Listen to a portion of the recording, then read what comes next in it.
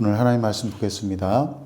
누가복음 16장 14절부터 31절까지 말씀 보겠습니다. 바리새인들은 돈을 좋아하는 자들이라 이 모든 것을 듣고 비웃거늘.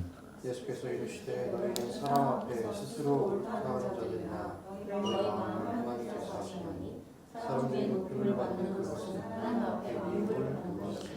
율법과 선지자는 요한의 때까지요 그 후부터는 하나님 나라의 복음이 전파되어 사람마다 그리로 침입하느니라. 그러나 율법의 한 획이 떨어짐보다 존재가 없어짐이 쉬우리라. 무릇 자기 아내를 버리고 다른 데 장가드는 자도 가늠하며 무릇 버림당한 여자에게 장가드는 자도 가늠함이니라. 한 부자가 있어 자색옷과 고운 베옷을 입고 날마다 호화롭게 즐기더라.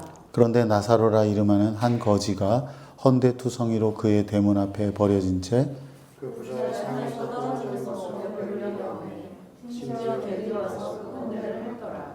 이에 그 거지가 죽어 천사들에게 받들려 아브라함의 품에 들어가고 부자도 죽어 장사되매 그가 우에서 보통 중에 눈을 들어 멀리 아브라함과 그 품에 있는 나사로를 보고 불러 이르되 아버지 아브라함이여 나를 긍휼히 여기사 나사로를 보내어 그 손가락 끝에 물을 찍어 내 혀를 서늘하게 하소서. 내가 이 불꽃 가운데서 괴로워하나이다. 아브라함이 이르되 너는 살았을 때 좋은 것을 받았고 나사로는 고난을 받았으니 이것을 기억하라. 이제 그는 여기서 위로를 받고 너는 괴로움을 받으리라. 그뿐 아니라 너희와 우리 사이에 큰 구렁텅이가 놓여 있어 여기서 너희에게 건너가고자 하되 갈 수 없고 거기서 우리에게 건너올 수도 없게 하였느니라. 이르되 그러면 아버지여 구하노니 나사로를 내 아버지의 집에 보내소서. 내 형제 다섯이 있으니 그들에게 증언하게 하여 그들로 이 고통받는 곳에 오지 않게 하소서. 아브라함이 이르되 그들에게 모세와 선지자들이 있으니 그들에게 들을지니라.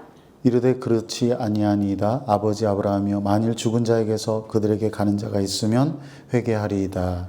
이르되 모세와 선지자들이 듣지 아니하면 비록 죽은 자 가운데서 살아나는 자가 있을지라도 전함을 받지 아니하리라 하셨습니다. 아멘. 예.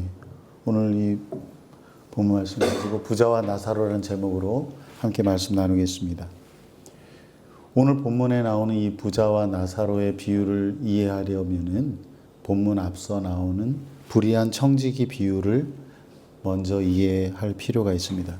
주인의 소유를 낭비하다가 해고 통지를 받은 청지기가 해고 전에 마지막으로 지혜롭게 행한 일을 소개하고 있는 비유입니다. 보통 청지기는 종으로서 성장하여서 자기가 섬기는 집에서 성장하는데 그 직분을 위해서, 청지기 직분을 위해서 특별히 훈련을 받았습니다. 본문의 비유에 나오는 이 청지기는 좀 더 높은 지위에 있는 사람으로 보입니다. 왜냐하면 이 청지기는 해고가 가능했고 독립적으로 일을 할 수 있었고 힘들여서 손으로 하는 일을 하지 않았기 때문입니다. 또한 이 청지기가 모든 거래 사항을 낱낱이 기록하여 보관해 왔다는 점도 일반적인 종보다는 훨씬 더 높은 지위에 있었다는 것을 암시합니다. 오늘날로 말한다면은 작은 규모의 자산 관리인 같은 사람이라고 보면 맞을 것 같습니다. 어느 날 사람들이 주인에게 이 청지기에 대한 소문을 전해 주었습니다. 소문에 따르면 이 청지기는 자기가 맡은 일을 계속해서 수행하는 데 적합하지 않다는 것입니다. 왜냐하면 그는 주인의 재산을 낭비하고 있었기 때문입니다. 그러기에 주인은 반드시 이 청지기에 대한 어떤 조처를 취해야 했습니다. 청지기에게 어떤 해명할 기회를 주지 않았고요. 단호하게 해고를 통보했습니다. 이제 해고 통보를 받은 이 청지기에게 남은 일은 주인의 토지와 재산을 관리하던 일을 매듭 짓고 거래 장부를 주인에게 제출하는 것밖에 없습니다. 그러고 나면 이 청지기는 길바닥으로 나앉게 될 겁니다. 청지기는 이제 다른 일자리를 찾아보는 일 외에는 뾰족한 수가 없었습니다. 청지기는 혼자 중얼거립니다.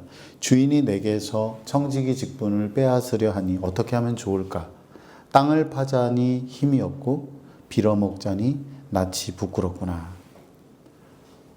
끝날 때가 되지 않으면은 자신이 얼마나 좋은 환경에서 살았는지 알지 못하죠. 멀쩡한 직장을 잃은 상황에서 마땅히 할 일이 없다는 것을 알게 됐습니다. 땅을 파는 일은 정말 손으로 하는 일 중에 가장 힘든 노동이었고요. 힘든 육체 노동을 어떻게 갑자기 하기가 어렵겠죠. 또 그렇다고 구걸하면서 살자니 그 일도 쉽지 않았습니다. 그것은 땅을 파서 먹고 사는 일보다 훨씬 더 부끄러운 일이었기 때문입니다. 그러다가 청지기가 아이디어를 하나 생각했습니다. 해고된 이후에 주인에게 빚을 진 사람들이 나중에 자신에게 호의를 베풀도록 하기 위해서 방법을 찾았습니다. 비유에서는 두 사람만 예시로 언급되지만 채무자의 규모는 훨씬 더 많았을 겁니다. 여기 나오는 빚은 소작농가에서 발생하는 일반적 형태의 빚으로서 원금과 이자를 합한 것입니다. 청지기가 가장 먼저 온 채무자에게 당신은 빚이 얼마나 됩니까? 라고 물어봅니다. 직접 당사자에게 빚의 규모를 말하게 함으로써 그들 스스로가 나중에 빚을 줄여준 것에 대해 더 고마운 마음을 갖게 했습니다. 첫 번째 채무자는 주인에게 기름 100마리의 빚이 있었습니다. 청지기는 준비한 증서를 급히 내밀면서 자, 여기에다가 50마리라고 적으십시오 라고 하죠. 기름 100마리면은 3년 정도의 인건비이기 때문에 그 절반을 덜어준다고 하는 것은 상당한 것입니다. 당시 물품의 이자율이 최대 5할인 것을 생각하면은 주인의 원금에는 손해를 끼치지 않았지만 채무자의 이자 부담금은 최대한 덜어주었다고 할 수 있습니다.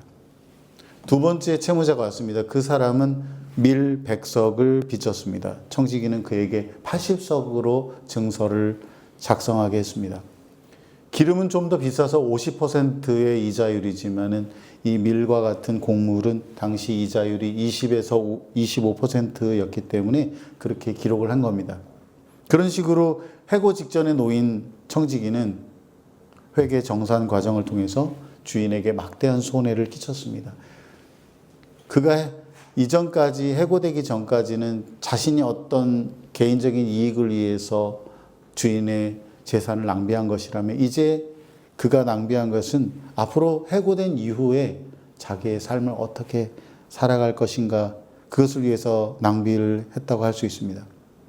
예수님이 이 비유를 말씀하신 것은 그의 행동이 옳기 때문이 아닙니다.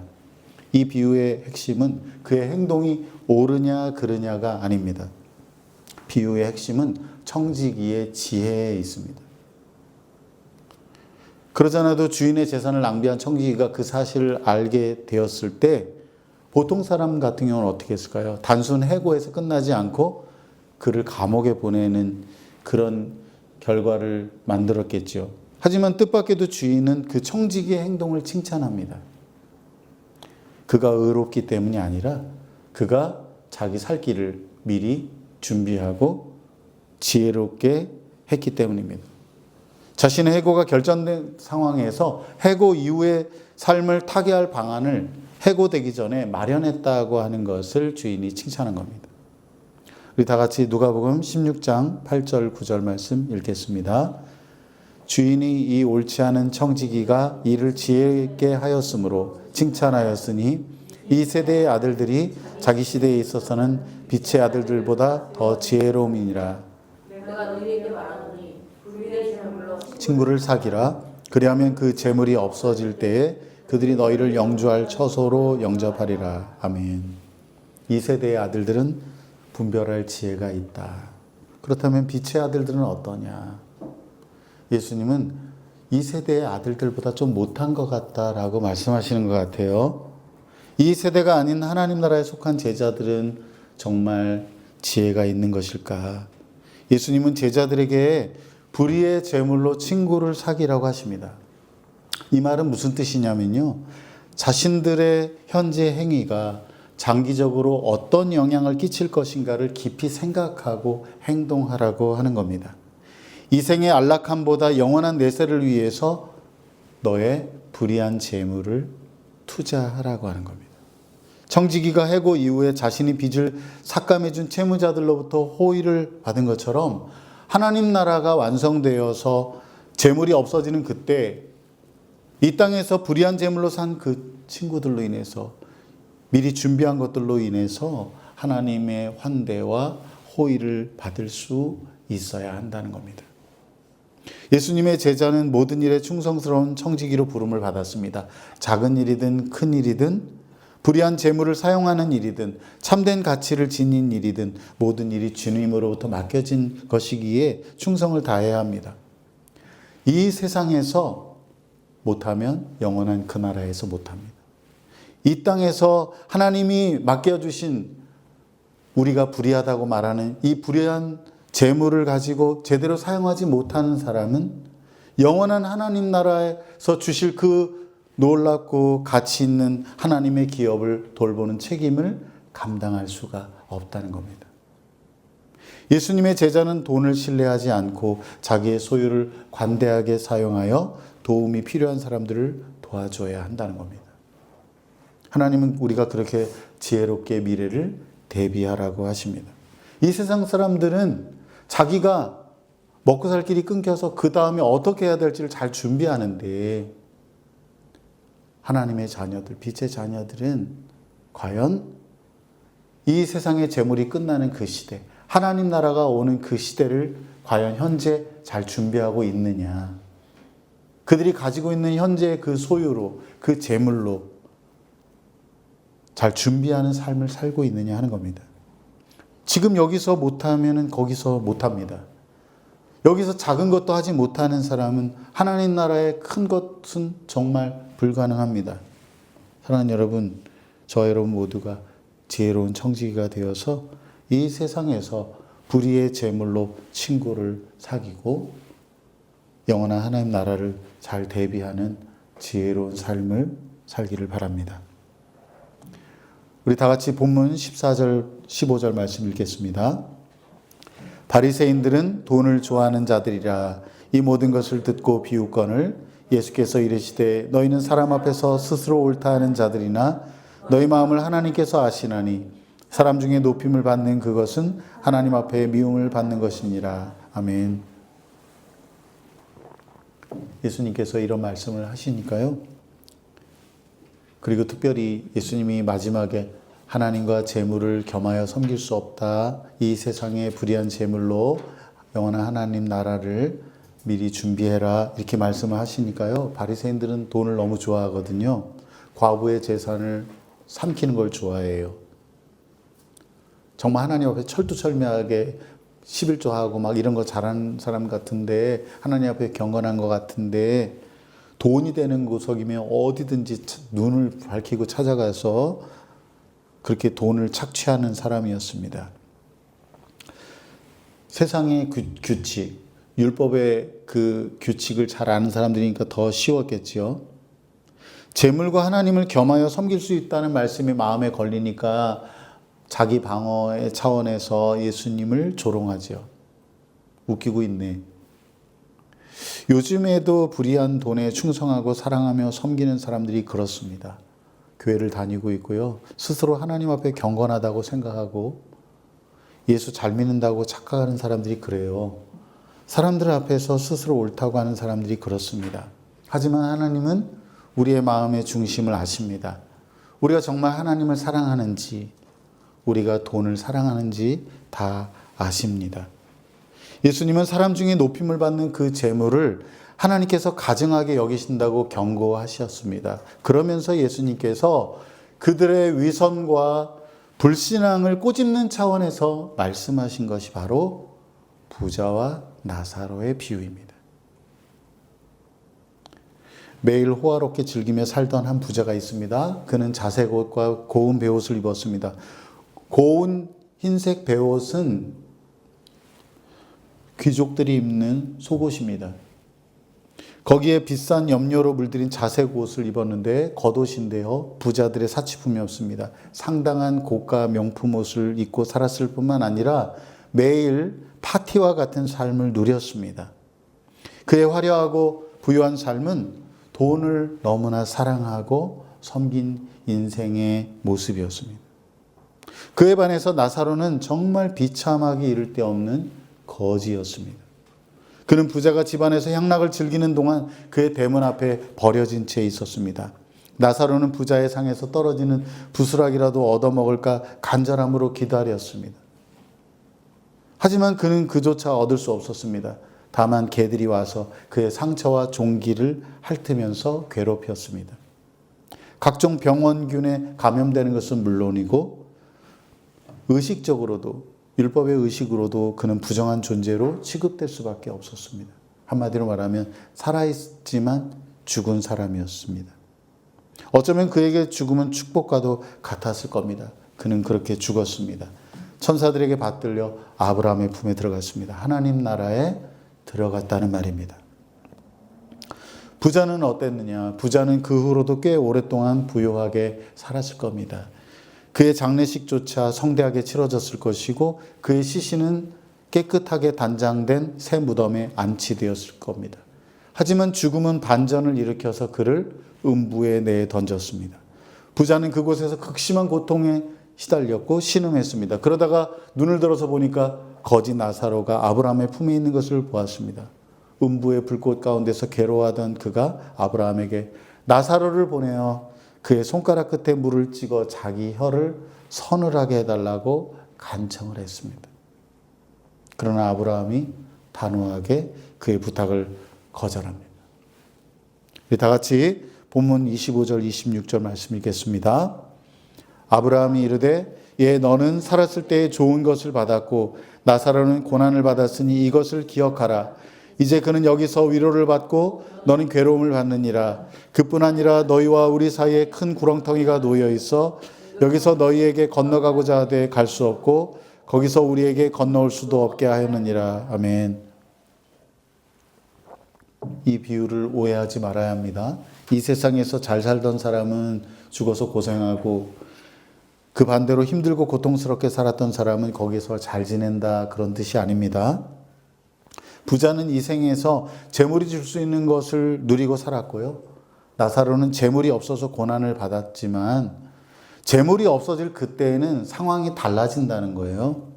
부자는 괴로움을 받고 나사로는 하나님의 환대와 위로를 받는다는 겁니다. 부자는 이 생에서 아무런 자비를 베풀지 않았기 때문에 내세에는 자비가 주어지지 않는 상태를 영원히 겪게 되었습니다. 그는 자신의 대문 앞에 누워있던 거지의 이름이 나사로라는 것을 알고 있었습니다. 물론 그가 얼마나 비참한 삶을 처절하게 살았는지도 알고 있었습니다. 하지만 부자는 어땠어요? 나사로에게 냉담했습니다. 부자는 자기를 사랑했습니다. 돈을 사랑했습니다.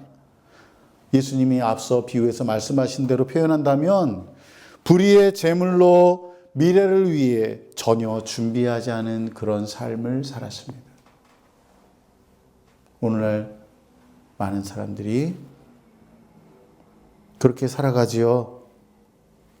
재물이 있을 때는 그게 전부인 줄 알고 살았는데 막상 재물이 없어질 때 보니까 아무것도 남은 게 없었습니다. 오히려 고통과 괴로움만이 그를 둘러싸고 있었습니다. 그에 반해 나사로는 어땠습니까? 그는 비록 가난했지만 하나님과 바른 관계 속에 살았습니다. 우리가 알 수 있는 단서는 그가 아마도 모세와 선지자들의 목소리에 귀를 기울여 살았던 것으로 보입니다. 그래서 그는 지금 아브라함의 품에서 안식을 누리고 있습니다. 하나님의 환대와 위로 가운데 살게 되었습니다. 나로 그 손가락 끝에 물을 적셔서 내 혀끝을 좀 서늘하게 해달라고 그렇게 말하는데 그것을 거절하시죠. 자신과 나사로 사이에 큰 구렁텅이가 있어 건너갈 수 없다는 말을 들었을 때 나는 틀렸구나. 그래서 부자는 또 다른 간청을 합니다. 자기 아버지 집으로 나사로를 보내서 5 형제가 자기처럼 이곳에 오지 않게 해달라고 말합니다. 그들에게 죽은 자가 다시 가서 말하면 회개할 거라고 말합니다. 그런데 아브라함이 말하죠. 모세와 선지자들에게 듣지 않으면 죽은 자 가운데 있는 자가 있어도 듣지를 않을 것이다. 이런 사실은 예수님의 표적에 유대인들이 어떻게 반응했는지를 보면 알 수 있어요. 그들은 예수님께서 기적을 베풀고 병을 고치는 일을 비웃으면서 귀신의 힘을 빌렸다는 말을 서심지 않았습니다. 하나님의 말씀을 듣고 반응하지 않는 사람은 아무리 기적을 경험해도 회개하지 않습니다. 결국 그 부자처럼 결말을 맞이하게 될 겁니다. 예수님은 이렇게 부자와 나사로의 비유를 통해서 하나님을 사랑한다고 하면서 돈을 사랑하고 하나님 나라를 소망한다면서 이 세상 나라의 마음을 두는 자들을 향해서, 바리새인들을 향해서, 지금도 그렇게 사는 사람들을 향해서 그들의 결말이 어떠할 것인가를 경고하셨습니다. 불의한 청지기는 해고가 결정된 상황에서 해고 이후의 삶을 준비했습니다. 이 세대의 아들들은 다 그렇게 자신의 미래를 준비할 줄 압니다. 하지만 빛의 아들들 예수님의 제자들은 어떻게 미래를 준비하고 있느냐? 우리는 과연 우리 자신의 행위가 장기적으로 어떤 영향을 미칠 것인가를 생각하면서 현재 살아가고 있는 것일까요? 이 생의 안락함보다 영원한 내세를 위해서 여러분은 투자하고 있습니까? 우리의 보물이 있는 곳에 우리의 마음이 있는 겁니다. 작은 것에 충성된 사람은 큰 것에도 충성됩니다. 지금 이 세상을 사는 동안에 하나님께서 맡겨주신 이 불의의 재물을 잘 관리하는 사람만이 내세에서도 하나님 나라의 영원하고 가치 있는 기업들을 책임질 수 있다는 것입니다. 부자처럼 그저 이 생이 전부인 줄 알고 살아가면 어떻게 될까요? 바리새인처럼 하나님 앞에서 경건한 척하고 사람들 앞에서 스스로 옳은 것처럼 살아도 하나님은 그 속마음을 다 아십니다. 자기를 사랑하고 돈을 사랑하는 사람의 결말은 부자와 마찬가지가 될 것입니다. 예수님은 오늘 이 말씀을 통해서 우리에게 말씀하시는 게 뭡니까? 여러분의 지출 내역을 살펴보라는 겁니다. 회개에 합당한 열매에 따라서 죽음 이후의 운명이 결정된다. 마태복음 25장에 말씀하셨잖아요. 나더러 주여 주여 하는 자마다 천국에 가는 것이 아니라 아버지의 뜻대로 사는 자라야 들어간다. 너희가 이 작은 자에게 행한 것, 굶고 있는 사람에게 먹을 것을 주고 헐벗은 사람에게 옷을 주는 것, 그것이 곧 나에게 한 것이라고 하는 말씀이 바로 오늘 본문에 있는 말씀과 연결되는 겁니다. 자비와 긍휼은 천국을 얻게 되지만 가난한 자에 대한 무관심은 음부의 고통을 부르게 되는 것입니다. 말씀을 맺습니다. 예수님의 제자는 돈을 신뢰하지 않습니다. 하나님과 재물을 겸하여 섬기지 않고요. 다만 불의의 재물로 친구를 사귀고 재물이 없어지는 그 미래를 준비하면서 살아갑니다.